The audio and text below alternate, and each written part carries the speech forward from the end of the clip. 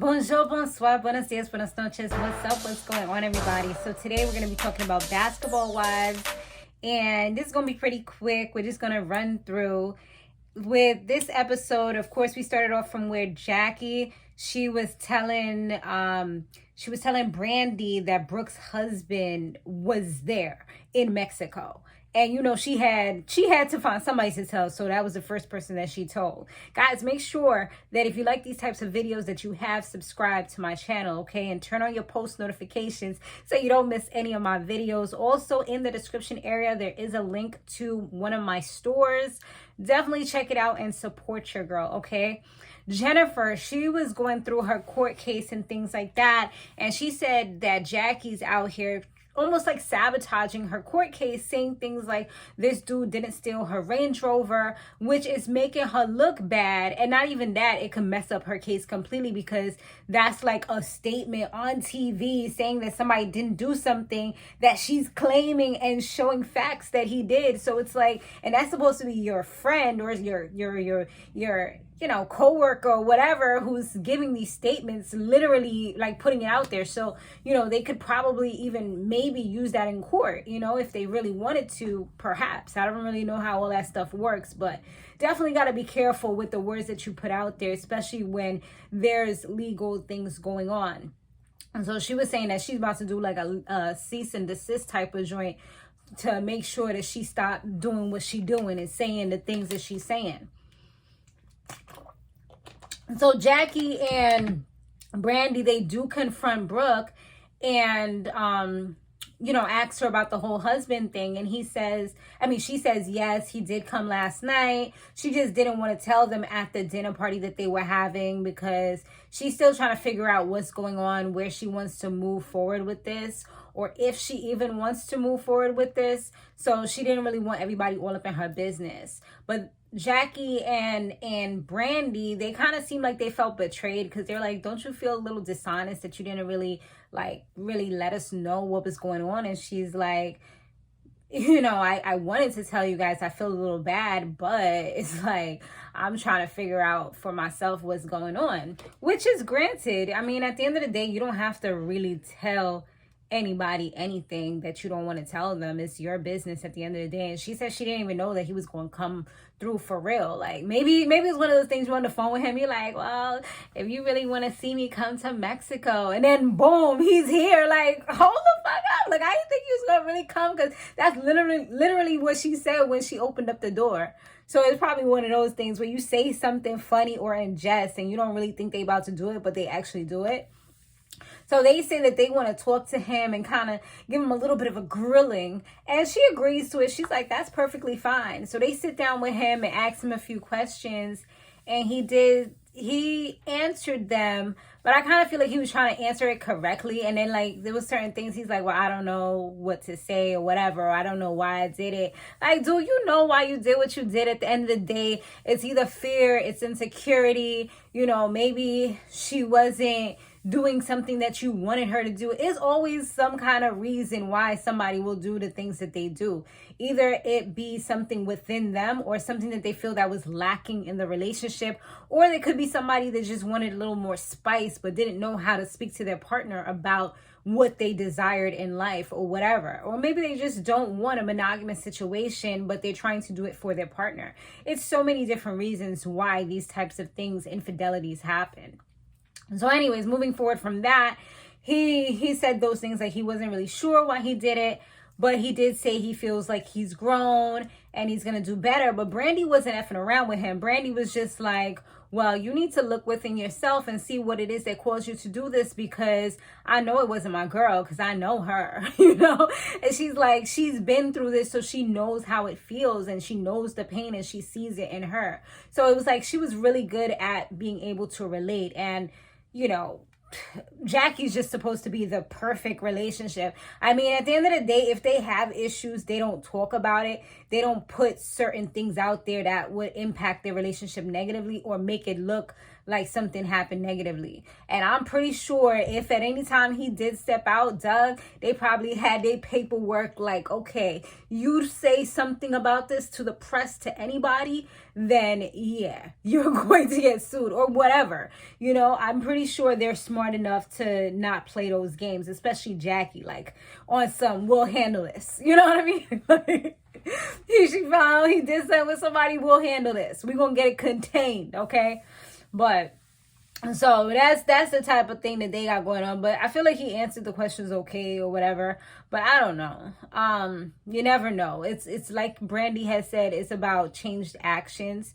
It's not like anybody could say anything. And people do say anything because it sounds good. It sounds like the right thing to say, but it's your actions that actually make the huge difference. So they had like all the couples sit down and people that was by themselves, like Jackie, who her husband wasn't there. Now everybody's sitting down, and people who don't have husbands yet, but they hooked up, you know, the couples, they was all there. And Iman comes through with Duffy, and he didn't even know this was for him. I feel like it was such a nice surprise. She gave him the ring. It was like all blinged out, and I guess it said, "Will you marry me?" on there, she said. So he was surprised, shocked, and she gave him a little speech as well, just about how she was so broken and she was afraid to let him love her. But, you know, it's great when you do that work. Sometimes, you know, if she would have rushed into it, maybe it wouldn't have worked, because she would have kept on pushing him away, even though they were even married. You know, she probably would have still ran. So it's probably best that she waited to get to this stage in life where she's a lot older and wiser and ready for real commitment. So with that being said, they get back. She pretty much gives him the ring, and she tells him that she does want to get married to him in this year. So, you know, she's ready to take that leap, and she's showing him in front of the world. So that was sweet. But it followed by disaster in a dark cloud over all of them, just ready to bust and start raining. I mean, seriously. So now they're all sitting down, and the ladies talk a little bit about the whole Jackie and Jennifer fiasco that went down the other night. And then Jackie wasn't really trying to get too much into it. She's like, we don't want to get back to that place. Let's move on. Let's talk about bears and tigers and whatever else except this, because I don't want to go there. But they went there. And then Jennifer proceeds to say, you know, that you keep on discussing the case, although I said I do not want it discussed, and you're putting false statements out there. So I spoke to my attorney, and we drew up a cease and desist.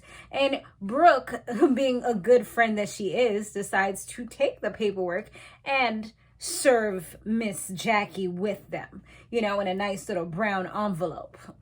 Jackie wasn't with the shits though. Jackie was on some, no, not tonight, boo. Not in Mexico. I'm not going to the Mexican jail. You're not going to assassinate me and my character and make me look crazy out in these streets. So you know what? She took everybody's drink, poured it on top of it, didn't even open it, didn't look at it, didn't peek at it. Well, we all know you got it, so you've been served officially. You can't say you didn't get it because it's on TV. But, you know, so if she wants to pursue it, she could definitely pursue it. And you could, you know, get in trouble for that. But anyway, so she put all the juice and stuff, everybody's drinks on top of it. And she said, you know what? I'm about to go. I'm heading out because I don't want to get myself in no trouble tonight. Brandi, I'm out. Okay. And Brandi's like, I don't want you to leave without, you know, dissolving this and coming to some kind of, no, I'm leaving. Because this dirty little bitch over here, like she called that girl all types of bitches. I was like, damn. And she was just like, like we know, like you said, I am a coach's wife.